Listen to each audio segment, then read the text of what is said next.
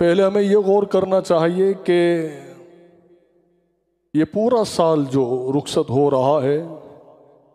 جو گزارا ہم نے اور اب بالکل آخری لمحات میں ہیں، تو ہمیں اپنے ضمیر سے پوچھنا چاہیے کہ یہ سال جو رخصت ہو رہا ہے، یہ تو دوبارہ ایک سال کے بعد پھر یہ وقت آئے گا، مگر جو لاسٹ ایئر ان ایام میں، ان مجالس میں جو ہمارے ساتھ تھے، وہ آج ہم میں نہیں ہیں۔ ہم ان کے لیے دعا بھی کرتے ہیں، بلکہ ہم پوری امت مسلمہ کے لیے دعا گو ہیں، رب کریم تمام امت مسلمہ کی مغفرت فرما دے۔ اہل بیت اطہار کے صدقے ہمارے خاندانوں میں سے جو بھی ہم سے قبل جا چکے ہیں، ان سب کی مغفرت ہو۔ تو جو دن ہم گزار چکے ہیں، جو مہینے ہم گزار چکے ہیں،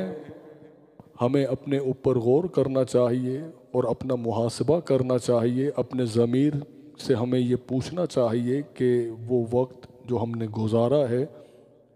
وہ کس وقت میں گزارا ہے، کن کاموں میں گزارا؟ کیا ہم نے اپنی زندگی کے مقصد کو سامنے رکھا کہ ہماری زندگی کے کچھ مقاصد ہیں، وہ کیا ہیں؟ یا پھر ہم نے یہ پورا سال غفلت میں گزار دیا،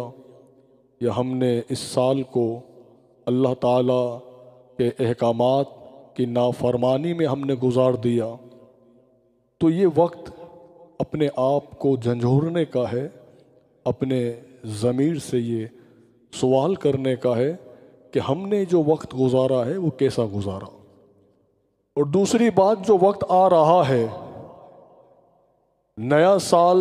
جس میں ہم داخل ہوں گے، تو ہمیں اس سال میں اپنے آپ کو کس طرح